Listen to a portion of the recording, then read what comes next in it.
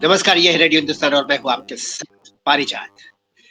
एक विशेष कार्यक्रम का शुभारंभ हुआ है रेडियो हिंदुस्तान के मंच पर, जिसे लोगों ने हाथों हाथ लिया है। हमारे साथ कई हमारे अतिथि आए हैं। आज जो एक अतिथि है जिन्होंने सत्य की चुनौती स्वीकार की है, वो अतिथि किसी पहचान की मोहताज नहीं है। बहुत बड़े हिंदुस्तान के शायर नाम लेने की जरूरत नहीं था, फाजली साहब। उनकी जीवन संगिनी मालती जोशी जी आज हमारे साथ हैं। मालती जोशी जी, आपका बहुत स्वागत है सत्य की चुनौती के मंच पर। नमस्कार। जी, धन्यवाद। प्रीति प्लीज। सत्य की चुनौती मंच पर हमारे सभी दर्शकों का बहुत-बहुत स्वागत है। मालती जोशी जी, आपका भी बहुत-बहुत स्वागत है हमारे सत्य की चुनौती मंच पर। सत्य का अर्थ है मुश्किल काम। जी। मुश्किल काम दुनिया में कोई नहीं कर रहा। लोग बच रहे हैं और दुनिया जो चल रही है ना, कहा जाता है कि दुनिया अच्छे लोगों के दम पर चल रही है, लेकिन दुनिया में झूठ बोलने वालों की कोई कमी नहीं। ऐसे में हमने प्रयास किया है कि हम सत्य की प्रतिष्ठा को मीडिया के धरातल पर भी प्रतिष्ठित करें। जब हमने इस कंसेप्ट पर काम करना शुरू किया तो लोगों ने हमें बहुत डिस्करेज किया। लोगों ने कहा कि लोग मिलेंगे नहीं आपको, सत्य की चुनौती को कोई स्वीकार नहीं करेगा और चौराहे पर खड़े होकर अपनी जिंदगी के बारे में सच बोलने की हिम्मत सब में नहीं होती। मैंने कहा नहीं, ऐसे लोग हैं और इन्हीं की लोगों के दम पर दुनिया चल रही है। ऐसे हमारे बहुत सारे गेस्ट जो पहले आए, बहुत सारे नहीं कहेंगे लेकिन 7वां एपिसोड है हमारा। इसके पहले जो 6 एपिसोड्स में गेस्ट्स आए हैं, उनको हमने वादा किया था, यही वादा मालती जी से भी, कि जब भी आगे हम अपना ये शो जारी रखेंगे, हर एपिसोड में हम पुराने अपने अतिथियों को धन्यवाद देंगे, उनका नाम लेकर उन्हें याद करेंगे और दुनिया को बताएंगे कि सत्य के प्रतिनिधि ये लोग हैं। सबसे पहले एपिसोड में हमारे साथ थे देवेश प्रसाद जी, आनंद कुमार जी। दूसरे एपिसोड में गोरखपुर की सुनीता जायसवाल और दुबई से श्री नवाज खान। उसका तीसरे एपिसोड में पंडित शास्त्री जी गोपाल गोपाल, पटना से प्रवचनकार हमारे। और हाँ, गोपाल जी। उसके बाद में अगले एपिसोड में थे बरेली के इंजीनियर साहब, श्री अमित अग्रवाल जी। उसके बाद अगले एपिसोड में थे सुप्रीम कोर्ट के वकील आकाश काकड़े और आज हमारे साथ मालती जोशी। कंटिन्यू प्लीज प्रीति। मालती जी, सबसे जी। पहले मैं आपसे ये पूछना चाहूंगी कि आपके जीवन से जुड़ी कोई भी कहानी हो, कुछ भी, कोई सत्य तथ्य, कोई भी ऐसी घटना जो आप सार्वजनिक मंच पर बताना चाहें, तो हमारे दर्शकों को बताएं, या आपके काम से जुड़ी हुई कोई बात हो तो आप प्लीज बताएं हम लोगों को, हमारे दर्शकों को। काम से जुड़ी तो ऐसा कुछ खास मुझे याद नहीं पड़ता है, लेकिन एक शूटिंग का वाक्य मैं बताना चाहूँगी, जो ज़्यादा ज़िक्र नहीं हुआ है कहीं मेरे मुँह से। एक हरियाणवी फ़िल्म थी और फ़िल्म में मैं लीड रोल कर रही थी और मेरी वो डेब्यू फ़िल्म थी और वहाँ पे घोड़े पे बैठ के एक सीन हम कर रहे थे। मेरे पीछे हीरो थे, मैं आगे बैठी थी और हमारे पीछे पुलिस पड़ी हुई है, वो डाकू जैसा उसका कुछ कैरेक्टर था। तो जी वो भाग रहा है घोड़ा लेके और पीछे पुलिस पकड़ने के लिए भाग रही है। भागते-भागते आधे रास्ते तक पहुँच के घोड़ा जो है वो अपने आप मुड़ गया दूसरे रास्ते पे। अरे पूरा जंगल था वहाँ पे और अरे जंगल में ही बाबा। हम लोगों को पर्टिकुलर जगह पे ही निकलना था, बाकी इधर-उधर नहीं जाना था। लेकिन घोड़ा कमांड में नहीं रहा और चला गया दूसरी जगह पे। और वहाँ पे पूरे काँटों के भरे हुए झाड़ थे। इतने काँटे थे कि कोई वहाँ से घुसे तो पूरा खत्म हो जाए, इतने काँटे थे वहाँ पे और मुझे कुछ नहीं मालूम था। लेकिन जो हीरो था वो उधर वो साइड का काफ़ी जान-पहचान रखता था वहाँ के लोगों से भी और एरिया से। तो उसको एकदम से जैसे ही घोड़ा मुड़ा उसके हाथ से छूटी कमान, तो उस तरफ मुड़ा तो वो समझ गया कि ये काँटों में भाग रहा है। तो उसने मुझे पीछे से आवाज़ दी और धक्का मारा कि मालती जी झुक जाइए। तो मैं एकदम से झुक गई घोड़े के ऊपर ऐसा पूरी और काँटों के अंदर से हम लोग निकल के बाहर आ गए। फिर बाहर आए थोड़ी देर के बाद बाहर का रास्ता साफ था। तो उस तरह से मेरी एकदम समझिए कि जान बची। ये सच्चा वाकया है। जी कितना जी डर जी। लगा होगा आपको। कितना डर लगा होगा आपको उस टाइम बहुत पे। बहुत सारे लोग डर गए थे कि ये गई अभी काम से, लेकिन भगवान की मेहरबानी से वापस निकल के आ गए उसमें से हम लोग। ओह माय बिल्कुल। गॉड! आप जी, जी, जी। आपने फ़िल्मों में भी काम किया है, हम अपने दर्शकों को बताना चाहेंगे। परिचय देना मालती जी का हमारा कर्तव्य है, आपको जानकारी ऑलरेडी होगी सभी को। मालती जी बहुत अच्छी अभिनेत्री रही है, बहुत अच्छी गायिका रही हैं और आप लेखिका भी रही हैं, ज़ाहिर-सी बात है, आप निदा फ़ाज़ली के साथ उनके जीवन की हमसफ़र थी। तो मालती जी, मेरा एक छोटा-सा प्रश्न शुरुआत करते हैं जैसे कि आपके माता-पिता क्या करते थे? आप मूल रूप से कहाँ की हैं? मैं बेसिकली गुजरात से हूँ। जी, गुजरात में जो राजकोट है सिटी, जी, उस शहर की मैं हूँ गुजराती, और मेरी पैदाइश भी वहाँ की ही है। और मेरे फादर जो थे वो गवर्नमेंट में, सेंट्रल गवर्नमेंट में सर्विस करते थे। पहले वो जी, गुजरात में थे तो गुजरात गवर्नमेंट में सर्विस करते थे एज़ ए जी, अकाउंटेंट। बाद में उन्होंने ट्रांसफ़र सेंट्रल गवर्नमेंट में लिया और फिर वहाँ से उधर सेंट्रल गवर्नमेंट में शिफ्ट होने के बाद उन्होंने अपना ट्रांसफ़र बॉम्बे ले लिया और इस तरह से हम लोग राजकोट से बॉम्बे आ गए। आपका बॉम्बे आना हुआ। अच्छा, अच्छा। चलिए अगला प्रश्न हम प्रीति पूछेंगी। प्रीति प्लीज़ कंटिन्यू। जी, मालती जी, आपके माता-पिता बच्चों को लेकर एक कठोर, मतलब कठोर अनुशासन था आपके घर, या थोड़ा कम अनुशासन था, या बिल्कुल ईज़ी गोइंग था, मतलब बिल्कुल कोई खास बिल्कुल। दिक्कत नहीं होती? बहुत फ्रेंडली थे हमारे माता-पिता बच्चों के साथ, और बहुत ईज़ी गोइंग हमने लाइफ़ जिया है। कभी ये पता नहीं चला है कि ये हमारे माता-पिता हैं। हमारे साथ वो बच्चे थे, हमारे साथ वो बड़े थे, और जैसा हम चाहते थे, वो जैसा वो चाहते थे वैसा हम जिए हैं, जैसा हम चाहते थे वैसा वो हमारे साथ बिहेव किए हैं। जी। जैसा हम देखते हैं पहले भी मैंने आपका एक इंटरव्यू किया और आज भी आपसे बात कर रहे हैं और जैसे कि लोग जानते हैं ऐसा लगता है कि अपनी निजी ज़िंदगी में थोड़ा गंभीर हैं आप। तो आपने भी कहा कि हाँ, ये नेचर है और इसमें कोई गलत बात भी नहीं है। लेकिन आप हँसती-मुस्कुराती भी हैं। बस यही हमारा प्रश्न है कि बचपन में आप इंट्रोवर्ट थी या एक्सट्रोवर्ट थी? ऐसी गंभीर रहती थी कि आप कुछ अलग ही थी? अभी तो थोड़ी भी ठीक हुई हूँ मैं, पहले बचपन में और भी ज़्यादा इंट्रोवर्ट थी, बहुत ओह! ज़्यादा। हुँ। अच्छा, अच्छा, अच्छा, अच्छा। यहाँ तक कि मैं गाना गाती थी, तो अकेली कमरा बंद करके, बहुत छोटी थी, तो कमरा बंद करके अकेली बैठ के गाना गाती थी। और अगर किसी ने दरवाज़ा खोल के देख लिया आवाज़ सुन के, तो मैं रोना शुरू कर देती थी बहुत ज़ोर से। तो वो लोग फिर सोचते थे कि अब ये गाना गा रही है तो अंदर नहीं जाएँगे, बाहर से ही सुनते हैं। जी, जी, जी। समझ गए, बिल्कुल समझ गए, जी। और जब आप बड़े होके स्टेज पे कार्यक्रम देते थे तब तो आपको इस अपने इंट्रोवर्ट नेचर से मुक्ति पानी पड़ी होगी मेरे ख्याल से। मेरे फ़ादर ने काफ़ी ट्रेन किया मुझे, और सँभाल-सँभाल के धीरे-धीरे, फिर वो मेरे मामा भी थे, वो भी इस लाइन में थोड़ा बहुत तबला वग़ैरह बजाते थे और थोड़ा बहुत गाना भी जानते थे।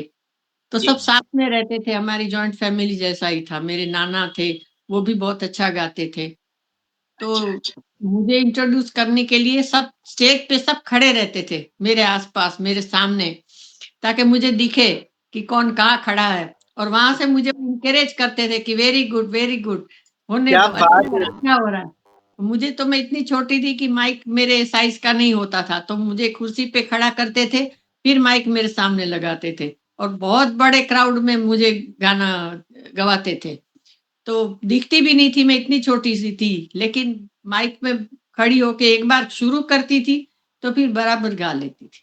लेकिन मुझे दिखना चाहिए कि मेरे फ़ादर कहाँ खड़े हुए हैं, मेरे मामा कहाँ खड़े हुए हैं, तो उनका बीच-बीच से देख लेती थी कि उनकी शक्ल कहाँ है वो। वो बोलते थे, "बहुत अच्छा है, वेरी गुड बेटा, होने दो, चलो, चलो।" तो चलता था। इस तरह से ट्रेन जी। किया उन लोगों ने मुझे बड़ा सपोर्ट करके। जब पहला आपने प्रोग्राम दिया स्टेज प्रोग्राम बचपन में, तो क्या एज थी आपकी उस समय? 3 साढ़े 3 साल होगी शायद। हरे कृष्णा, हरे ओह! कृष्णा। हुँ। आप जन्मजात प्रतिभा को लेके दुनिया में आई हैं, बहुत अच्छी बात है। 3.5 साल की उम्र में बच्चे ढंग से बात भी नहीं कर सकते, मुझे ऐसा हाँ, लगता है। हाँ, और नहीं वो नेचुरल गॉड गिफ्ट होता है ना, तो बिना सीखे बिल्कुल, एक बार गाना रेडियो में बजता था, वो इमीडिएट में पूरा गाना गा देती थी, इमीडिएट। ओहो, क्या बात है।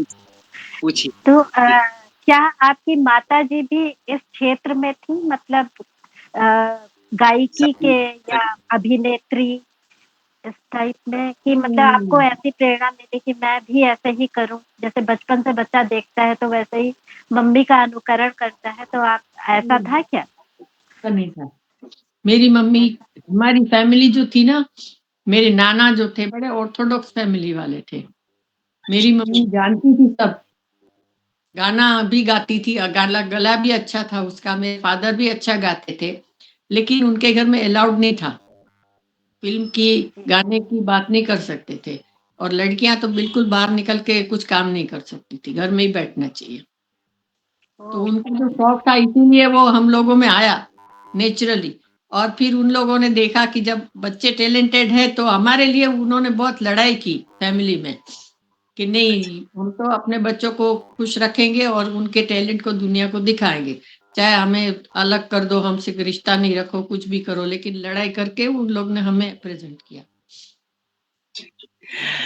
बचपन में आपने क्या सोचा था बड़े होकर के आप क्या करना चाहती है? एक्टिंग करना चाहती है, गाना गाना चाहती है या राइटिंग करना चाहती है? क्या ऐसा कुछ था आपके मन में बचपन के समय कि बड़े मैं इस करियर को परस्यू करूँगी? ऐसा कुछ मुझे आइडिया नहीं था और जी, मालूम जी। भी नहीं था, और बचपन में पता नहीं होता बच्चे को कि के अंदर टैलेंट है, क्या नहीं है, और क्या चीज़ उसको फ्यूचर में काम में आएगी इसमें से, और कौन-सी लाइन में जाना चाहिए, कुछ भी आइडिया नहीं होता है। वो तो बस जैसा गाइड करते हैं माँ-बाप कि चलो गाना गा लो, तो गा लेते हैं, एक्टिंग कर लो, तो एक्टिंग कर लेते हैं। आता था सब, इसीलिए कुछ सीखने नहीं जाना पड़ता था। तो चलता रहा, ऐसे ही गाड़ी चलती रही। माँ-बाप को पता चल जाता था आपके टैलेंट के बारे में कि मेरी बेटी बहुत सुरीली है, वो गा सकती है, तो उसी तरीके से वो आपका मार्गदर्शन करते थे कि बेटा गा लो, बेटा हाँ। अभिनय कर लो, है ना? वो पता था उनको, इसकी वजह से तो उन्होंने राजकोट से ट्रांसफ़र लिया बॉम्बे। क्योंकि देखा ओह! जी, कि बच्चे टैलेंटेड हैं, इतने अच्छे खूबसूरत दिखते थे सब बच्चे, 5 बहनें थी हम लोग, 1 भाई था। तो सब अच्छा, इतने ओह! अच्छे दिखते थे, तो उनको ये मालूम था कि जब बच्चे इतने टैलेंटेड हैं, तो अगी अगर हम ये छोटी जगह में रहेंगे तो बच्चों का कुछ फ्यूचर नहीं होगा। तो उसके लिए हमें कहीं दूर बड़े सिटी में जाना चाहिए, ताकि बच्चों को अच्छा एजुकेशन मिले, अच्छी पढ़ाई मिले, अच्छा काम करने का मौका मिले। वो सब सोच के ही उन्होंने ट्रांसफ़र लिया था। जी, जी, जी। ओके। तो वो चाहते थे कि आप रंगमंच पर गायन, अभिनय या इस तरह की किसी कला को विकसित करें, प्रस्तुत करें आगे जीवन में, ऐसा उनका विचार रहा होगा, तभी जी, उन्होंने जी। हाँ जी, हाँ जी। अगला प्रश्न आपका है प्रीति? अ, बचपन में आपकी हॉबीज़ क्या थी मालती जी? हॉबी कुछ नहीं थी, खेलना, और बस जब माँ-बाप बोले कि गाओ तो गाना, माँ-बाप बोले एक्टिंग कर लो तो एक्टिंग करना, और खेलना-कूदना, बस थोड़ा बहुत पढ़ाई। बस। जी। हाँ। बचपन में कोएड में पढ़े थे आप या लड़कों वाले स्कूल में आई मीन लड़कियों वाले स्कूल में जॉइंट सेपरेटली जॉइंट था, कोएड स्कूल? लड़के-लड़कियाँ दोनों दोनों साथ में पढ़ते थे उसमें। अच्छा, अच्छा, अच्छा, अच्छा। तो ऐसे में आपकी सहेलियाँ भी होंगी, लड़के आपके अधिक मित्र थे या लड़कियाँ? नहीं, इतना ज़्यादा मौका नहीं मिला मुझे, लड़कों-लड़कियों वाला। थोड़ा अच्छा, बहुत स्कूल में बहुत कम जाने को मिलता था। हमारे जो फ़िल्मों में हमने एक्टिंग शुरू कर दी थी ना, तो बहुत ओहो! शूटिंग के लिए बाहर जाना पड़ता था।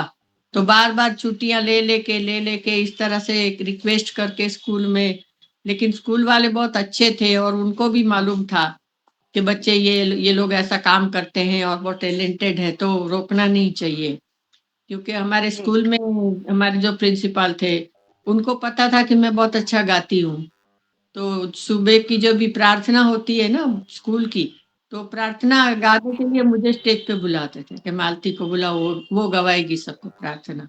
तो इतना सपोर्ट करते थे और जानते थे।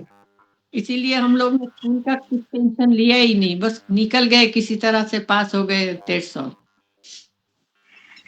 कितनी उम्र थी आपकी जब आप पहली बार अभिनय किसी फिल्म में अभिनय आपने करा था? बचपन में या बड़े होके?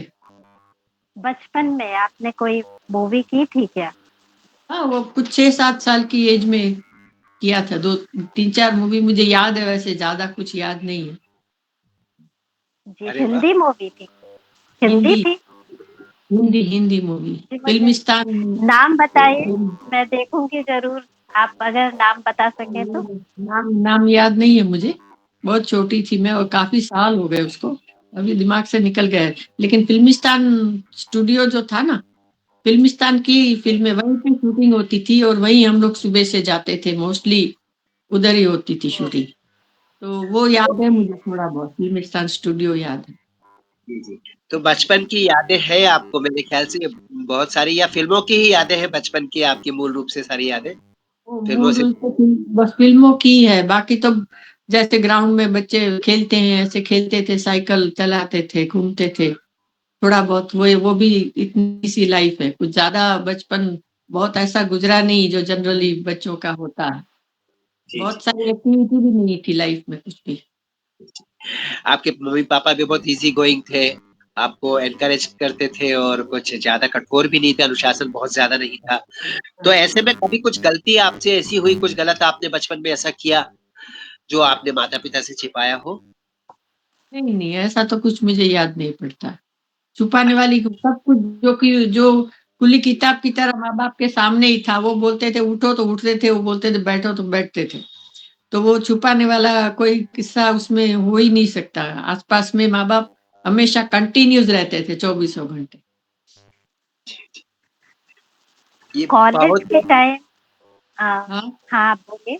बिल्कुल, मैंने आप कुछ कह रहे मैं अपनी ये बात कंटिन्यू करना चाहूँगा, थैंक यू प्रीति, कि जो आपका जीवन था ये बहुत अच्छा संदेश दे रहा है। इससे ये पता चलता है कि कलाकार जो है, उनके परिवार में बिना अनुशासन के भी इतना अनुशासन था, संस्कार थे कि वो माता-पिता की हर बात को जैसा वो चाहते थे वैसे फ़ॉलो करते थे, ओबे करते थे। जैसे आप हैं, आपने कहा हमें पता नहीं था, वो जो कहते थे हम करते थे। बाकी खेलते रहते, कूदते रहते, साइकिल चलाते थे। तो इससे समझ में आता है कि दुनिया की शैतान या प्रपंच कुछ भी आपके जीवन में, आपके बचपन में आपको नहीं छुआ था। था जी, भी नहीं, और हमने कभी ऐसा कुछ सीखा भी नहीं। और हमारा ऐसा कोई सहवास या कोई दोस्ती या कोई संगत भी नहीं थी कि जहाँ से हमें कुछ उल्टा सीधा कुछ सीखने को मिले या हमारा ध्यान कहीं डाइवर्ट हो। हम अपने जी, एक ही रास्ते पे जो था फिक्स किया हुआ माँ बाप ने, उसी पे चलते थे। जी, प्रीति। हैं। जी। आ, पढ़ाई लिखाई करना आपको पसंद था मालती जी? होमवर्क टाइम से करना, रोज स्कूल जाना पसंद था आपको? हाँ, पसंद तो था, लेकिन स्मार्ट भी थी, आता भी था, सब जल्दी से सीख भी जाते थे, फेल भी नहीं होते थे। लेकिन वो एक्टिंग और गाने में ज्यादा ध्यान जाता था बजाय उसमें पढ़ाई लिखाई में। एक वो करना जरूरी था, इसीलिए ध्यान दे के निकल जाते थे उसमें से, दैट्स ऑल। जी। बच्चे जब स्कूल में होते हैं, क्लास में बैठे होते हैं, तो उन्हें छोटी उम्र के कारण अच्छे-बुरे की ज़्यादा पहचान नहीं होती। तब शैतानी में भी कई बार हम बच्चे अपने बगल वाले बच्चे की बैग से पेंसिल निकाल लेते हैं, उसके टिफ़िन से खा लेते हैं चुपचाप, कुछ पता भी नहीं चलता। ऐसी कोई शैतानी करी है आपने? नहीं नहीं, मेरे अंदर कुछ शैतानी थी ही नहीं बचपन से। मेरा कोई छीन के कुछ ले जाए वो अलग बात थी, लेकिन मैंने कभी ऐसा सोचा नहीं किसी का कुछ छीनने का। बहुत बहुत अच्छा। जी। जी। कॉलेज के टाइम में कभी किसी से अट्रैक्शन हुआ, प्यार हुआ आपको मालती जी?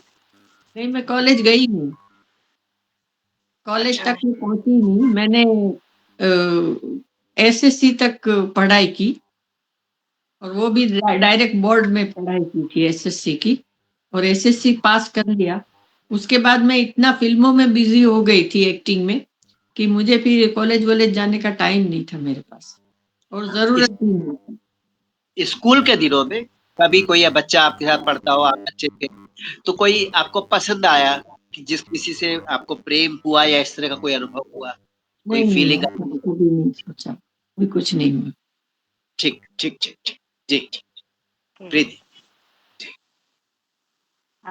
मतलब आपको कभी कोई पसंद नहीं आया स्कूल के या कॉलेज के लाइफ में कभी कोई पसंद नहीं आया, कोई समझ ही धोखा नहीं नहीं थी, दिया?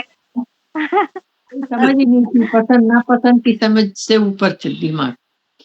अपने जी जैसे एक तपस्या होती है ना, तपस्वी जी कोई एक साधना करता है तो बस उसी में एकदम 24 घंटे लगा रहता है। ऐसा था हमारा एक्टिंग के प्रति लगाव, गाना और एक्टिंग।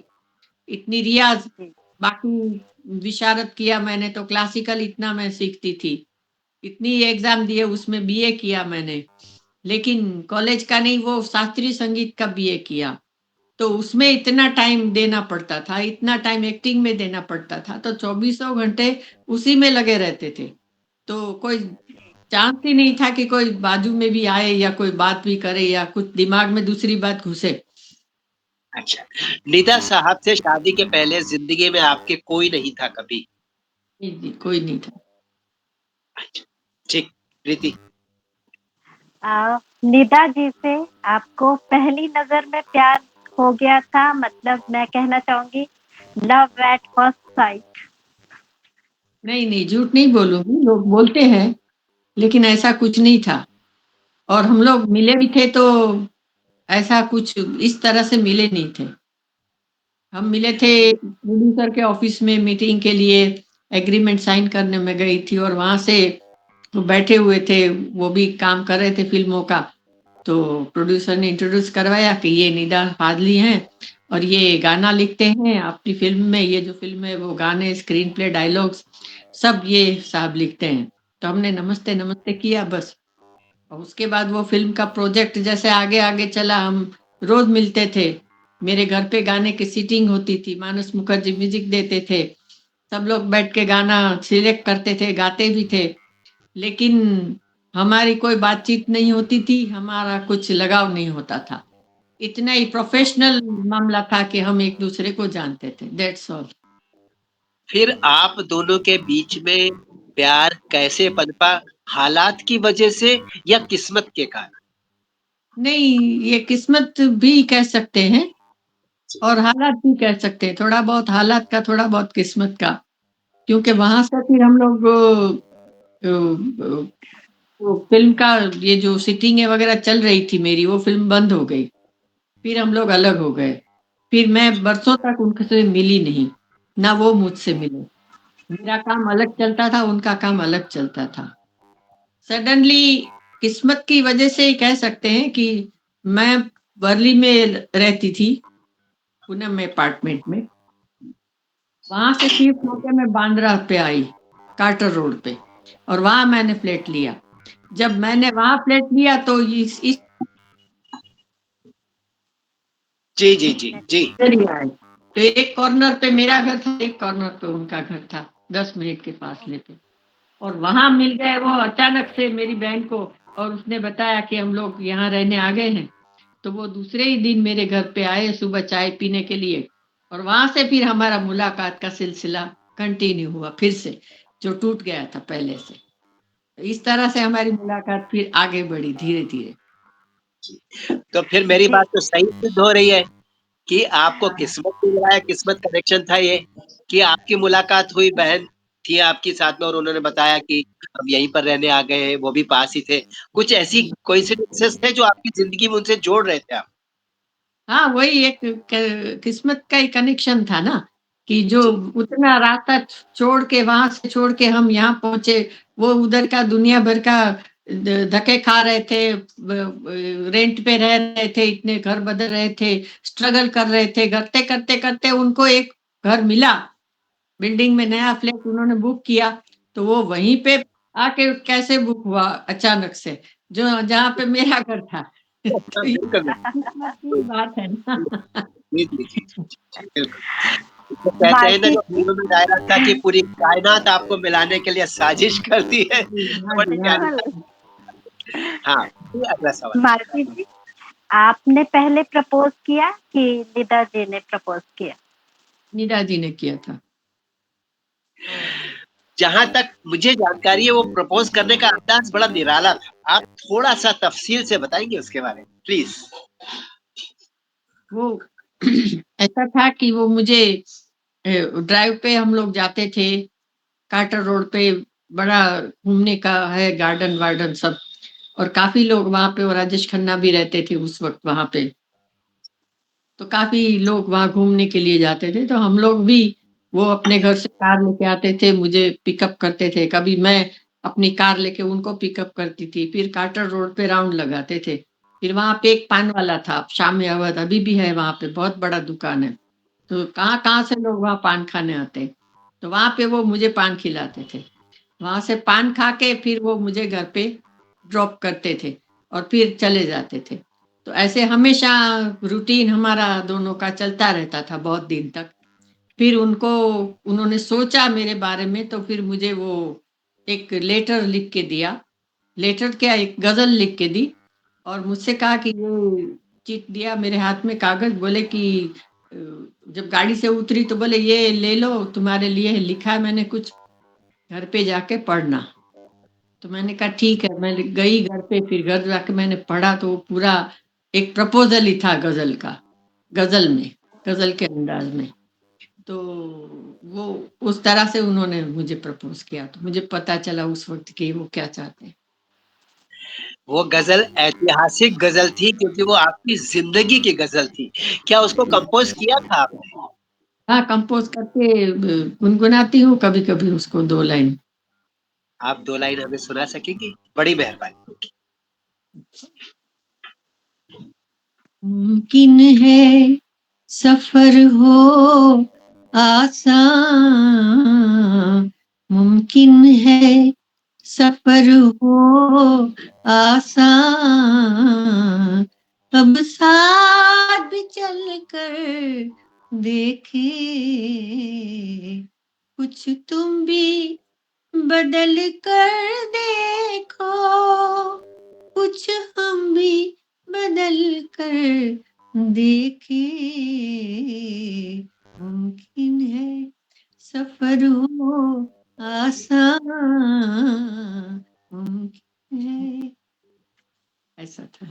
मुमकिन है सफ़र आसान, साथ हुँ, चलकर देखिए इसमें उन्होंने प्रपोज़ किया इतने इंटेलेक्चुअल अंदाज़ में, इतनी जी, खूबसूरत शायरी, इतने अच्छे प्यारे दिल को छूने वाले अल्फ़ाज़।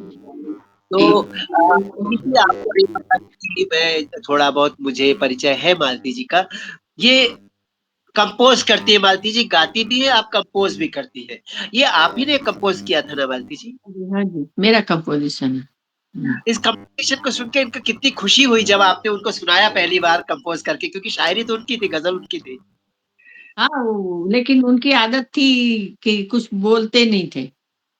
सिर्फ़ अच्छा, सर झुका के सुनते रहते थे कि हाँ, मैं कहीं गा रही हूँ। मैं बहुत प्रोग्राम में गाया है मैंने ये जी, जी, गज़ल जी। को। तो बहुत ही मैंने ज़्यादा भी, अच्छा, हाँ? बहुत मीठा गाती हैं आप, बहुत जी, मीठा गाती हैं। मुझे तो मज़ा आ गया सुन के। मैं यही कह रही थी कि बहुत मीठा गाती हैं और हम लोग बहुत भाग्यशाली हैं जो डायरेक्ट आपसे सुन रहे हैं, सुन पा रहे हैं। बिल्कुल, बिल्कुल। थैंक मैं यू। आपसे शुक्रिया, कहूँगा बहुत-बहुत शुक्रिया। किस्मत वाले हैं। मेरा सवाल जो था आपसे, वो ये कि हमारे दिल की खुशी क्या हमारा आर्ट बन कर के सामने आता है क्या? मुझे लगा कि आपको ज़िंदगी में इतनी खुशी मिली उनके साथ चलकर कि जब आपने इस गज़ल को कंपोज़ किया, तो उसमें वो प्यार और वो खुशी झलकी, गूँजी और उस तरन्नुम बनकर सामने आई। जी, जी, खूब सही हुँ, अच्छा, कहा आपने। तो हम उस खुशी के बारे में पूछ सकते हैं आपको जब आपका उनसे विवाह हुआ, तो वो निकाह था या शादी भारतीय हिंदू पद्धति से था या मुस्लिम ढंग से? वो एक्चुअल क्या है कि वो मुस्लिम थे, तो निकाह, और मैं हिंदू थी, तो निकाह तो हो नहीं सकता था, दोनों को मुस्लिम होना चाहिए, जी, और जी। उसके लिए मुझे कन्वर्ट करना पड़े, और हाँ, वो नहीं चाहते थे कि मेरी कुछ कन्वर्ट मुझे करवाएँ। ये उनके फैमिली वाले भी जो थे पाकिस्तान से आए थे, वो भी चाहते थे कि मैं कन्वर्ट अगर हो जाऊँ तो उनको मंज़ूर थी शादी, अदरवाइज़ मंज़ूर नहीं थी। तो वो लोग बिना शादी कराए वापस चले गए, आए थे शादी कराने के लिए। लेकिन जब निदा साहब ने कहा कि मैं तो इसी से शादी करूँगा, नहीं तो नहीं करूँगा, तो वो लोग फिर वापस चले गए। और उसके बाद हमने डिसाइड किया कि हम न हिंदू का रखेंगे, न मुस्लिम का रखेंगे, हमने कोर्ट मैरिज की। ओह! ओह! अच्छा, अच्छा, अच्छा। हुँ। जैसे प्रीति आपका सवाल है लेकिन मेरा मन कर रहा है एक सवाल पूछने का हाँ, कि बिल्कुल। जब 2 दिल मिलना चाहते हैं, जब किसी को किसी से मोहब्बत हो जाती है, तो दुनिया दुश्मन बन जाती है। बिना मतलब के लोगों के कलेजे पर साँप लौट जाता है। आपकी कहानी में इस तरह के कोई विलेन आए थे आपके प्रेम लव नहीं, स्टोरी विलन में? में यही थे ना, उनके फैमिली वाले ही विलन थे। उन्होंने सारे रिश्ते तोड़ दिए निदा साहब से। नहीं तो हर हाँ, साल वो पूरी फैमिली उनकी पाकिस्तान से यहाँ आते थे। और जब से निदा साहब ने घर लिया नया, तो तब से वो लोग रेगुलर उनके घर पे आते थे। पूरी फैमिली आती थी उनकी। लेकिन जब उनको ये पता चला कि ये हिंदू लड़की के पीछे लगा हुआ है आप हमारा बेटा, तो उन्होंने कहा कि अगर हमारी मर्ज़ी से शादी नहीं करोगे तो हम रिश्ते तोड़ देंगे। तो उन्होंने कहा तोड़ दो। तो चले गए सब रिश्ते तोड़ के। और उस वक़्त कम से कम 4-5 साल तक उन्होंने नहीं बात की हम लोगों से। फ़ोन भी बंद कर दिए, सब बंद कर दिए। ये विलन ही हुए ना एक तरह से। बिल्कुल, बिल्कुल, बिल्कुल। ना कोई आप मैं हाँ, ये कहना चाहती हूँ कि कितना गहरा प्यार था कि उन्होंने अपने परिवार को आपके लिए छोड़ दिया। ये प्यार की मिसाल है। मतलब बिल्कुल, आप लोगों का प्यार मिसाल के तौर पे एकदम बिल्कुल। आता है सामने। जी, जी, जी। जी, सही है। हाँ। तो सवाल आपका है प्रीति? जी। मालती जी, ये कहना चाहूँगी कि आपके जीवन में मोहब्बत बहुत थी, बहुत ज़्यादा मोहब्बत थी। और जब बहुत मोहब्बत होती है तो कहीं न कहीं हस्बैंड पॉज़ेसिव हो जाता है। तो कभी कुछ शक हुआ आपके ऊपर या आपको उनके ऊपर? क्योंकि उनका क्षेत्र ऐसा था कि बहुत सी अभिनेत्रियों के बीच में या मतलब गाना लिखना है तो बहुत से लोगों से मिलना-जुलना, कुछ लेडीज़ भी होती होंगी। तो कभी ऐसा कि आपने उन पे शक किया? वो हम दोनों के नेचर में नहीं था शक का मामला, क्योंकि मेरी भी लाइन ऐसी थी। मैं बहुत से सिंगरों के साथ गाती थी और बाहर भी बहुत जाती थी, कॉन्सर्ट करती थी। आउट ऑफ इंडिया भी मैंने बहुत कॉन्सर्ट किए हैं। मैं चंदन दास के साथ टीम बना के गई थी और ओह! उनके सामने ही तो बातें सारी तय हुई थी कि हम दोनों जाएँगे साथ में। उन्होंने खुद भी इंसिस्ट किया था कि मालती को रखो साथ में। तो ऐसा उनका नेचर था। हमेशा सपोर्ट करते थे, लेकिन डाउट कभी नहीं करते थे। कभी उन्होंने मेरी डायरी चेक नहीं की या मेरा फ़ोन उठा के चेक नहीं किया कि मैं किससे बात कर रही हूँ। यहाँ तक कि जब प्रोग्राम के लिए या कहीं मैं बाहर जाती थी, तो मुझसे कोई पूछा नहीं कि तुम कहाँ जा रही हो और कब आओगी? कभी नहीं पूछा और ना कभी मैंने उनसे पूछा। और उनकी जो जी, फ्रेंड थी, वो सारी मेरी भी फ्रेंड हो गई थी। इतना क्लोज़ क्या बात है! रिलेशन थे। मुझे कभी उनको ये डाउट से मैंने नहीं देखा कि ये फलानी, अब ये प्रिया राजवंश जो हीरोइन थी, पता जी। है ना, वो उसकी बिल्कुल, उनकी बिल्कुल। बहुत करीब की दोस्त थी उनकी और घर पे भी आती थी वो।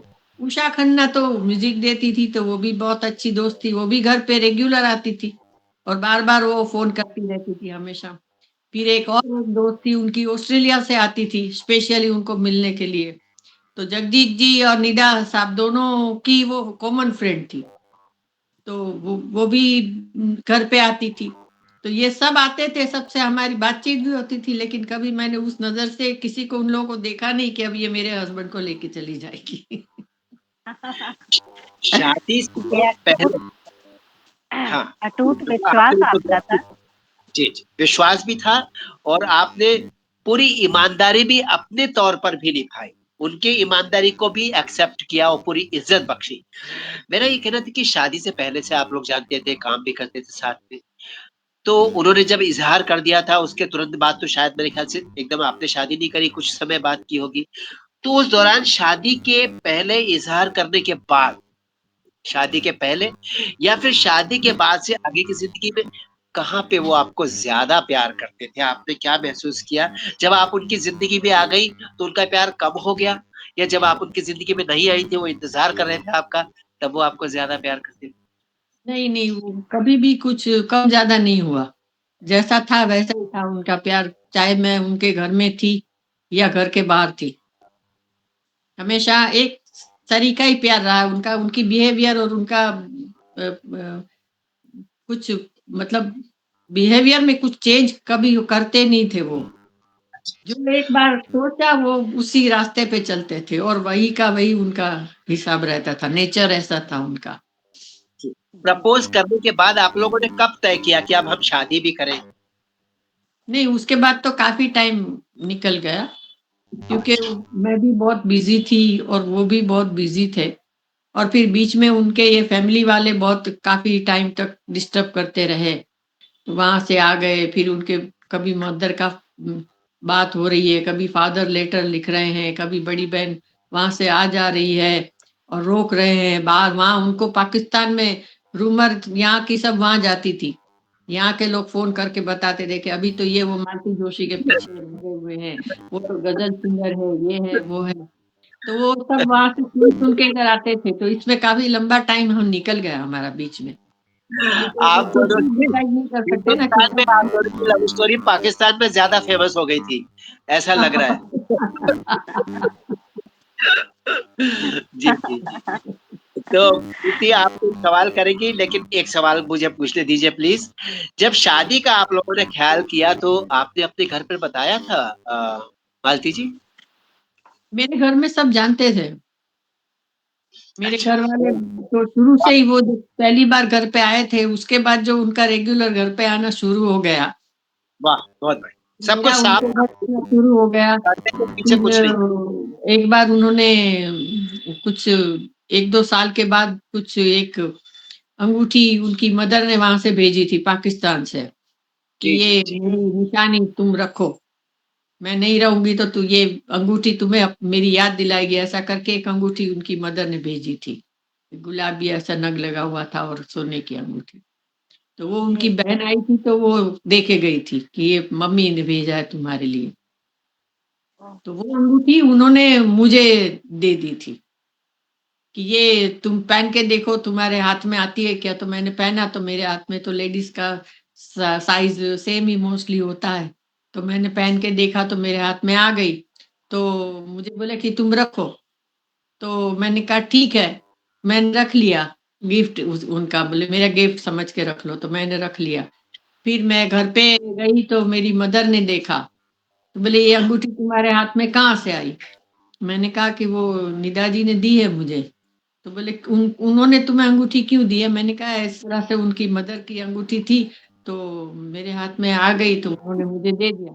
तो मेरी मम्मी ने कहा इसका मतलब समझ में आता है कि जब कोई लड़का किसी लड़की को अंगूठी देता है, उसका मतलब क्या होता है? मैंने कहा पता नहीं, मेरा तो कुछ ध्यान नहीं दिया है। तो मैंने तो मेरे हाथ में आ गई तो मैंने पहन लिया। तो बोले नहीं वो तुम्हें प्रपोज़ करना चाहते हैं, वो तुम्हें पसंद करते हैं, ये सारी बातें उसमें उन्होंने कही।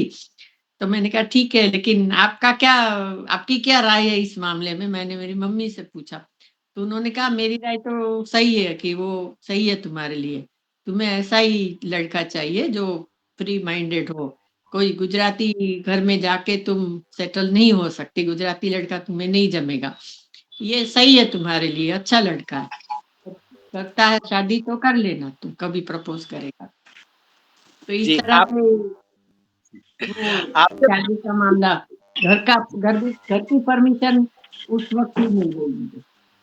पापा जी ने क्या कहा जब पापा जी को आपने बताया? उनने मम्मी ने बताया कि आपने बताया? मम्मी ने बताया होगा, फिर वो घर में मेरे कभी किसी ने उनके खिलाफ कोई कुछ बोलता नहीं था। सब बोलते थे कि नहीं ठीक है, अच्छा है, सबसे मेल-जोल उनका अच्छा था, सबसे एकदम दोस्ती का रिलेशन था उनका घर में मेरे।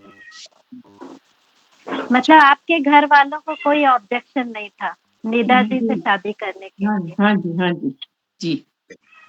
जी, इसमें बहुत टिप्पणी अच्छी करूँगा, बात फिर है। आप प्रश्न पूछना, टिप्पणी करूँगा कि नीता जी की छवि इतनी अच्छी थी, घर आते थे, परिवार के लोग परिचित थे, तभी उन्होंने कहा कि इससे अच्छा लड़का तुमको नहीं मिलेगा।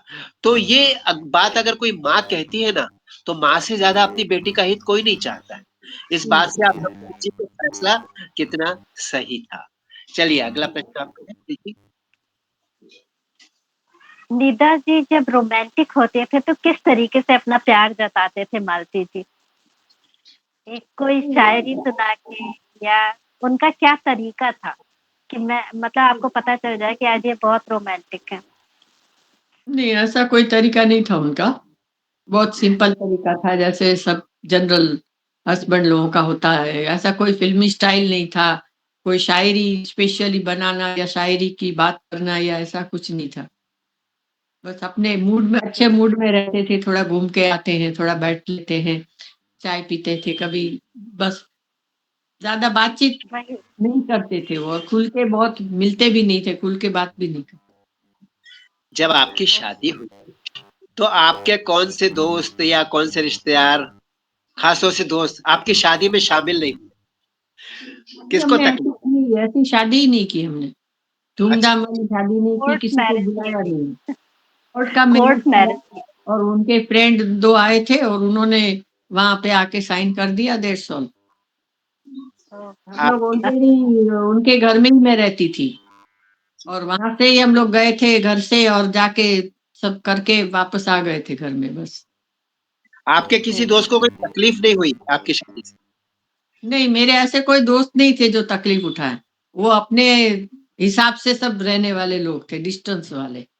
और दोस्ती अच्छा, भी मेरी उतनी लिमिटेड ही होती थी। मैं इतनी ज़्यादा कोई दोस्ती नहीं रखती थी कि मैं किसी को ये वहम हो कि पता नहीं ये क्या होने वाला है, क्योंकि मेरा बहुत बिल्कुल, रिज़र्व नेचर है ना पहले से ही। तो बिल्कुल, वो बहुत अच्छा। मिसअंडरस्टैंडिंग होने का कोई सवाल ही नहीं था किसी को। तो रिज़र्व होने में ये फ़ायदा भी होता है। शादी से किसी को तकलीफ नहीं होती है। आप दोनों ही रिज़र्व थे? मतलब निदा जी का भी नेचर रिज़र्व था और बहुत आपका अच्छा भी? सवाल है, बहुत अच्छा उनका भी सवाल ऐसा है। ही था नेचर, मेरा भी ऐसा ही था। वो भी एकदम से किसी के साथ खुल के हाथ नहीं मिलाएँगे या बातें नहीं करेंगे या कुछ नहीं करते थे। बहुत लिमिटेड मिलते थे, लिमिटेड बात करते थे। वो सब उनका भी सिस्टम वही था, मेरा जैसा था। जब आप तभी दोनों एक तो कमरे में होते थे, हाँ तो जी। दोनों ही फिर चुप रहा करते होंगे क्योंकि दोनों का नेचर रिज़र्व है। नहीं, चुपचाप फिर हमारे घर दीवारें में बोलती खामोश, दोनों खामोश रहते थे। मैं अपना काम करती रहती थी, या तो बाजा लेके बैठ के मैं गाना रियाज़ करती रहती थी अंदर बेडरूम में, वो हॉल में बैठ के अपना लिखते रहते थे। पूरा दिन खामोश और साइलेंट, शांति से निकल जाता था। पता ही नहीं चलता था कि ये घर में 2 लोग हैं। ओह! आज आप पीछे अच्छा। मुड़ के देखिए तो कोई रोमांटिक लम्हा याद आता है? कोई ऐसी याद रोमांटिक आपको जो उनके साथ की थी? नहीं, रोमांटिक तो कुछ नहीं, लेकिन वो बहरीन का जो मैंने किस्सा बताया है पहले भी, कि वो जी, जी। रोमांटिक ही था कि मैं बहरीन गई थी अ, गज़ल के प्रोग्राम के लिए, कॉन्सर्ट के लिए, और वो वहाँ आए थे, तो वो एक तरह से रोमांटिक मूड में ही आए थे वहाँ से, दुबई, बम्बई से। लेकिन वहाँ पे जी, आए तो पासपोर्ट में वीज़ा नहीं लगवाया था इंडिया से, तो उन लोगों ने आने नहीं दिया उनको। मुझे उन्होंने फ़ोन करके बोला था कि मैं आ रहा हूँ, मिल रहा हूँ, ये वो, और रोज़ एक लेटर लिखते थे, रोमांटिक लेटर भी लिखते थे, सब करते थे। लेकिन वहाँ आने के बाद फिर पानी फिर गया सब बातों पे, क्योंकि वहाँ से वीज़ा नहीं मिला। फिर मुझे उन्होंने फ़ोन करके बोला कि आप वहाँ से आ जाओ वीज़ा लेके, तो हम लोग मिल लेंगे। अब यहाँ तक मैं आया हूँ तो मिलना चाहिए। वो तो मुशायरे में आए थे एक्चुअली। तो मैंने पूछा मेरे स्पॉन्सर से, तो उन्होंने कहा कि नहीं, आप नहीं जा सकती। इंडिया से आपको वीज़ा लगा के आना पड़ेगा, नहीं तो नहीं जा सकती। तो पहले तो हमारा कुछ तय था नहीं कि ऐसा होगा अचानक से बात, और 3-4 महीने मैं रही थी वहाँ पे प्रोग्राम के लिए। तो अचानक से ये बातें सब उन्होंने कही, तो मैंने कहा ठीक है, जाने दो। फिर आपस में फ़ोन पे बात करके हेलो हेलो करके बस खत्म हो गया। तो मामला हो गया था बहुत रोमांटिक, लेकिन सब नीचे बैठ गया, पानी फिर गया। कभी-कभी हो जाता है। अच्छा मालती जी, जैसे निदा जी कभी घर के कामों में आपके साथ हाथ बटाते थे क्या? घर के कामों में तो नहीं, लेकिन खाना बनाने में उनको बहुत इंटरेस्ट था, लेकिन वैसा खाना जो घर में हम लोग दाल, सब्जी, रोटी बनाते हैं ऐसा नहीं, वो उनको स्पेशली चिकन बनाने का बहुत शौक था। और मैं वेजिटेरियन हूँ तो मैं चिकन-विकन बनाती, वो मुझे बोलते नहीं थे कभी कि कुछ बनाओ तुम। वो खुद अपना चिकन खाना हो, उनको अंडा खाना हो, तो वो खुद लेके आते थे, फिर खुद बना के खाते थे। फिर कंपनी के लिए किसी मतलब फ्रेंड को फ़ोन करते थे कि मैंने चिकन बनाया है, आ जाओ। तो वो आ जाते थे, फिर दोनों बैठ के कंपनी से चिकन खाते थे। तो जब तक वो मतलब कोई रोक टोक नहीं था कि आप नहीं, वेज खाती थी, वो नॉन वेज खाते थे, तो आपको ऐसा कुछ नहीं था कि नॉन वेज नहीं, मुझे देखना भी नहीं है या नहीं, मुझे साथ में नहीं, बैठ के खाना नहीं है, ऐसा कुछ नहीं था। वो डाइनिंग टेबल पे मैं दाल सब्जी खाती थी, वो मेरे बाजू में चिकन खाते थे। तो उसमें क्या होता है, कुछ नहीं होता है। ऐसे थोड़ी चिकन थोड़ी मेरे मुँह में चला जाएगा। एडजस्टमेंट का एक बहुत अच्छा मिसाल है, बहुत अच्छी मिसाल है आप लोग कि किस तरह से हम जीवन में अपने साथी के साथ एडजस्ट करें, बजाय इसके कि छोटी-छोटी बात पे लड़ाई करें। तो ये बहुत अच्छी आपने बात बताई कि कोई नाम उन्होंने रखा था प्यार से आपका, जैसा होता है फ़िल्मों में हम देखते हो, पर्सनल लाइफ़ में भी कई बार रोमांटिक होके हम अपनी वाइफ़ का नाम रख देते हैं। तो ऐसा कोई नाम आपका रखा था वो उन्होंने? तो नाम वाम तो छोड़िए, वो तो मुझे इतनी रिस्पेक्ट देते थे, मालती जी के अलावा बुलाते नहीं थे कभी। मालती जी बैठ जाइए, मालती जी आइए, मालती जी अंदर आइए, मालती जी बाहर देखो कोई आया। मालती जी के अलावा वो बात ही नहीं करते थे, इतनी रिस्पेक्ट देते थे मुझे वो। आप लोगों के बीच में रिस्पेक्ट ज़्यादा थी या प्यार? रिस्पेक्ट और प्यार दोनों थे, लेकिन प्यार रिस्पेक्ट बड़ा प्यार था। जी, जी, हुँ, जी। जी, प्लीज़, जी, जी। ओके। क्या मालती जी, क्या आप हर जन्म में निदा जी के रूप में पति पाना चाहेंगी? अगले जन्म में अगले जन्म हर तो जन्म, पता नहीं। हाँ? 7 जन्मों में। जन्म में 7 जन्म में नहीं, निदा जी ही अगर मुझे मिलेंगे तो मैं यही भगवान से प्रार्थना करूँगी कि वही मुझे मिले अगले जन्म में। क्योंकि ऐसा आदमी मैंने इतनी मेरी लाइफ़ में मैंने पचासों लोगों से मैं मिली हूँ और पचासों लोगों से मैंने काम किया है साथ में एज़ ए हीरोइन। स्टेज पे भी मुझे इतने लड़के मिले हैं, यंग लड़कों से मैंने काम किया है, सबके साथ काम किया है। फ्रेंडली भी सब थे। लेकिन इतना अच्छा नेचर और इतना एडजस्टेबल आदमी मैंने कोई मेरी ज़िंदगी में मैंने नहीं देखा। और इसीलिए मैं चाहूँगी चलिए, भगवान से कि मुझे मिले तो यही आदमी मिले अगले जन्म में। क्योंकि आप कोई भी आदमी इतना खुले विचार का नहीं होता है, आपके धर्म को रिस्पेक्ट नहीं देता है, आपके लोगों से जिन जो आपका परिवार है उससे इतना प्यार नहीं कर सकता है, तो वो आपकी आत्मा से प्यार करते थे, इस कदर आपसे जुड़े हुए थे कि वो जी, बहुत ज़्यादा प्यार आपका मिसाल के तौर पे सदियों तक रहेगा। जी, जी, जी, जी। इसमें यहाँ पर ये भी कुछ बातें सामने आती हैं कि एडजस्टेबल भी थे वो, आपके साथ आपकी रिस्पेक्ट भी करते थे। जी। और जैसा अभी आपने कहा कि अगले जन्म में वो मिलेंगे तो मैं भगवान से कहूँगी कि हाँ, ज़रूर मिलें। तो क्या आप भगवान से ये नहीं कहेंगे कि थोड़ा-सा ज़्यादा रोमांटिक होके मिलें अगली बार?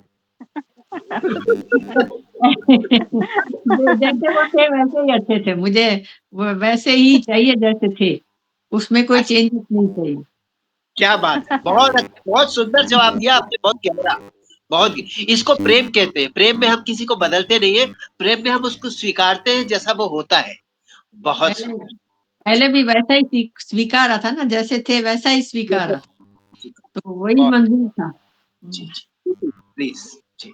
जी, कभी आप दोनों के बीच कोई ऐसा मनमुटाव जो ज़्यादा बड़ा रूप ले लिया हो, आपने हफ्ते-हफ्ते बात ना की हो, ऐसा कुछ? नहीं, कोई ख़ास हम मनमुटाव ऐसा होता नहीं था, मुझे इतना ध्यान में भी नहीं है। ज़रा-सा कभी कुछ इधर-उधर हो गया तो बहुत मामूली थोड़ी देर के लिए मैं अपने बेडरूम में जाके बैठ जाती थी, वो थोड़ी देर हॉल में बैठ के अपना काम में ध्यान लगा देते थे और आधे घंटे के बाद हम लोग फिर वो मालती जी वो बुलाते थे मुझे।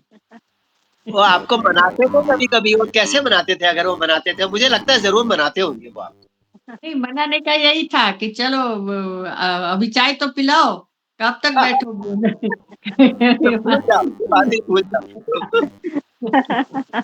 बहुत बढ़िया। कभी उन्होंने चाय पिलाई आपको अपने हाथ से बना के? हाँ, वो भी बनाते थे, चाय भी बनाते थे कभी-कभी, कभी मेरी तबीयत ठीक नहीं रहती थी तो खाना भी बनाते थे। बहुत अच्छा। ये एक अच्छी चीज़ है जो बीच में मैं क्षमा चाहता हूँ प्रीति, आपकी बात को रोका मैंने अभी। ये एक बहुत अच्छी मिसाल है आप दोनों की लव स्टोरी जो ज़िंदगी की थी, बहुत सहज, सरल और नेचुरल, जिसमें वो खाना बना के भी खिलाते थे, चाय भी पिलाते थे, आपकी रिस्पेक्ट भी करते थे, एडजस्ट भी करते थे, थोड़े से रोमांटिक भी होते थे, थोड़ा मना भी लेते थे। ये ज़िंदगी थोड़े-थोड़े करके बहुत बड़ी हो जाती है, वो बहुत भरी हो जाती है, बहुत जी प्यारी हो जाती है। तो आपकी कहानी है ना, कई लोगों को बहुत समझ में आई कि ज़िंदगी में शायद उनको आपसे प्रेरणा मिले कि रिश्तों को कैसे सँभाल के सहेजा जाता है। अगला सवाल प्लीज़ प्रीति। नेताजी ऐसी शख्सियत थे, मतलब वो गाने भी लिखते थे, गज़ल भी उनकी इतनी अच्छी, इतना हायर लेवल की गज़ल वो लिखते थे। तो बहुत सारी लेडीज़ उनके आगे-पीछे लगी रहती होंगी, मतलब कोई ऐसी लेडी का नाम याद है, जो बहुत ज़्यादा उनके शादीशुदा होने के बावजूद भी उनके आगे-पीछे लगी रहती हो? ऐसे तो याद नहीं है मुझे, लेकिन जब मुशायरे के लिए वो जाते थे बाहर, जब ये काफ़ी यंग भी थे और बहुत फ़ेमस भी थे, तो उस वक़्त शुरू-शुरू का ही हमारा रिश्ता था। जी, तो वहाँ पे जब मुशायरे में लड़कियाँ उनसे मिलती थी ना, तो बहुत उनके पीछे पड़ जाती थी और किसी तरह से उनका एड्रेस भी ढूँढ लेती थी और सूटकेस लेके सीधी घर पे चली आती। ओह! ओह! मैं अब यहीं रहूँगी, मेरे से शादी कर लो आप बस। ओह तो गॉड! मेरा बहुत बार हुआ है। Oh my God! वो मुझे भी तुरंत बुला लेते थे, मेरा भी हिस्सा है उसमें उनको अलग करने में, क्योंकि मैं यहाँ बॉम्बे में इतने नज़दीक थी निदा साहब के और कंटिन्यूज़ मिलती रहती थी उनको और वो उनकी जो दोस्त थी वो ग्वालियर में रहती थी। तो ये जी, जब ग्वालियर छोड़ के वहाँ से निकल गए तो उसके बाद फिर मुड़ के वापस ग्वालियर नहीं गए। तो वो बार-बार कोशिशें हुई, बाद में उनके जो फैमिली वाले आए थे शादी कराने के लिए, वो भी चाहते थे कि उसी लड़की से उनकी शादी हो, क्योंकि वो उनके पड़ोस में रहती थी, उनके कास्ट की थी और बरसों से वो सब उनको बचपन से जानते थे। तो घर में किसी को ऑब्जेक्शन नहीं था, तो सब चाहते थे कि वही लड़की मिले उनको। लेकिन लड़की के पास जब मेरी बातें पहुँच गई थी, जैसे पाकिस्तान पहुँची थी, तो वहाँ ग्वालियर भी पहुँच गई थी। तो वो बात को लेके बहुत डिस्टर्बेंस हो गया, दोनों में रिलेशन खराब हो गए और छूट गया मामला। कभी निदा जी ने आपसे कहा कि हाँ, तुम बिल्कुल वैसी ही हो, जैसा मैंने सोचा था? नहीं, ऐसा तो कभी नहीं हुआ। क्या कभी आपके मन में था जीवन में बचपन में कि ख़ैर आपने बताया कि आपके मन में ऐसा कोई ख़्याल ही नहीं था कि मेरी शादी कैसी हो, मेरा पति किस तरह का हो, ऐसा कुछ आपने सोचा नहीं था? नहीं, नहीं, एक्चुअली तो मैं तो शादी करना ही नहीं चाहती थी, क्योंकि एक तो मेरा काम में ध्यान था मेरा नेचर भी नहीं था और मैं ये सब झमेले में पड़ के वो मुझे जमने वाला कुछ मामला था नहीं। मैंने कहा मैं कहाँ वो चूल्हा-चौका कर पाऊँगी या घर सँभालूँगी या मेरी मदर भी कहती थी कि ये तुमसे कभी होगा नहीं, तुम शादी-वादी का चक्कर भूल जाओ। तुम नहीं कर पाओगी और प्यार में फँस जाओगी, उसको भी फँसाओगी। तो इसकी इसकी वजह से मैं करना ही नहीं चाहती थी। कहीं ये लेकिन वजह तो नहीं हाँ, बोलिए, बोलिए। Please, please. ये हाँ। ये ऐसा आदमी मिलेगा मेरी लाइफ में कभी मैंने वो सोचा नहीं था, कि जो सब कुछ एडजस्ट कर लेगा मेरी हर बात को। तो आपको कभी लगा ऐसा कि शायद आप रोमांटिक कुछ कम थी? कुछ रोमांटिक शायद नहीं थी? नहीं, नहीं कम थी, बहुत कम रोमांटिक थी। बहुत जी, जी। हर मामले में सीधी-सादी हूँ, वैसे उस मामले में भी सीधी-सादी थी। समझ अ, गए मेरी बात से या मेरी शक्ल से कोई समझ जाए सामने वाला तो ठीक है, नहीं तो राम-राम। नहीं सुना। निदा साहब समझ गए और उन्होंने उसके साथ बहुत प्यार से एडजस्ट की। यानी कि आपकी इंडिविजुअलिटी को उन्होंने रिस्पेक्ट किया, सारी चीज़ें उन्होंने पसंद की आपकी, ये बहुत जी, अच्छी बात है। आपको क्या लगता है वो ज़्यादा किस्मत वाले थे कि आप? दोनों ही किस्मत वाले थे। एक-दूसरे को दोनों अगर नहीं मिलते, तो दोनों ही परेशान रहते। बहुत अच्छे, क्योंकि उनको बहुत मेरे जैसा कोई मिलने वाला नहीं था, मुझे उनके जैसा कोई मिलने वाला नहीं था। तो भगवान जी, ने बराबर जोड़ी मिला दी कि ये दोनों एक-दूसरे के लिए फिट हैं, इनको मिला दो दोनों को। जी बिल्कुल। नेताजी की कोई ऐसी याद जो अभी तक आपके साथ चल रही है? इतनी बड़ी यादें हैं, वो खुद ही इतनी बड़ी याद है, जो अभी भी वो नहीं है, लेकिन मेरे घर में ऐसा मुझे महसूस होता है कि वो कहीं मुशायरे के लिए कहीं बाहर गए हैं। बस अब आने ही वाले हैं, आ जाएँगे। और रात को तो हर रोज़ सपने में तो वही रहते हैं रात को, रात भर। सुबह उठ के देखो तो कोई नहीं है। तो उनका एहसास पूरे घर में और हर एक जगह पे उनकी लाइब्रेरी है, उनके अवार्ड्स हैं, उनका सामान है, उनकी चीज़ें सँभाल-सँभाल के मैंने ऐसे हर एक जगह पे रखी हुई हैं। तो हर एक चीज़ पे और हर एक जगह पे, हर एक बात में उनका एहसास है। तो ऐसा महसूस ही नहीं होता कि वो नहीं है। वो बहुत गहरा प्यार घर है के आपको हर कि कोने में आपके साथ है, हर हर जगह, हर एक चीज़ जिससे आपका संबंध है, हर एक जगह वो है। जी। वो आपके साथ है, वो आपके साथ चल रहे हैं, वो आपके साथ जी रहे हैं। ये आपकी मोहब्बत की बड़ी प्यारी मिसाल है। आपने भी लिखा था ना शायद उनके लिए कुछ और उसको आपने कंपोज़ भी किया था जो एक बहुत अच्छी पोएट्री आपकी थी उनके लिए। हम चाहेंगे आप सुनाएँ हमको आज। मैं डायरी तो यहाँ लेके नहीं आई। हम वेट कर लेंगे, आप ले आइए। डायरी अगर लेके अभी आऊँ? मिल जाए तो प्लीज़ ले हाँ, आइए। बिल्कुल, ठीक बहुत है। खुशी होगी।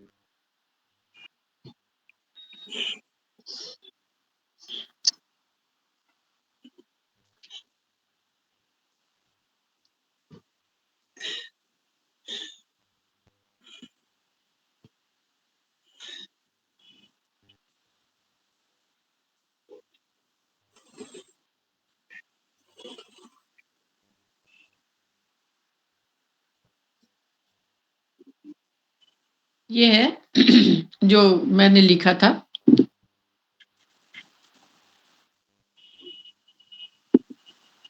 थोड़ा-सा तरन्नुम में सुना देती हूँ। प्लीज़ बहुत अच्छा लगता है। जी, जी। कलम हाथ में है, लिखूं तो लिखूं क्या? कलम हाथ में है, लिखूं तो लिखूं क्या? नहीं मानता दिल, धड़कता बहुत है। इसे जब भी पढ़ना, अकेले में पढ़ना। इसे जब भी पढ़ना, अकेले में पढ़ना।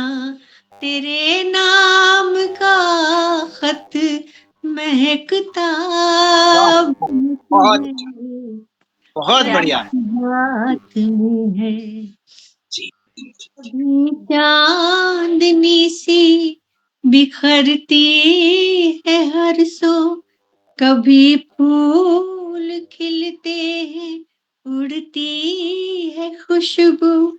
तेरी याद मिलने को आती है जब भी, तेरी याद मिलने को आती है जब भी।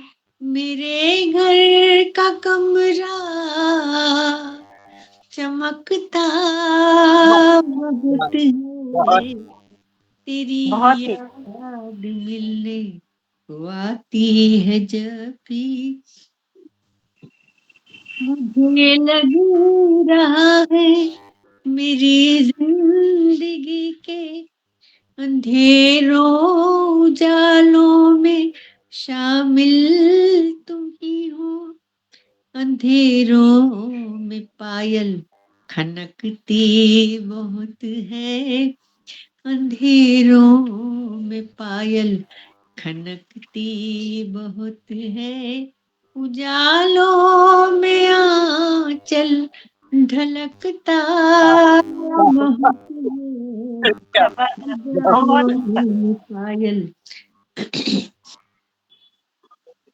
जहाँ बैठ कर हमने देखे थे बादल, तुम्हें याद करता है शायद वो पीपल।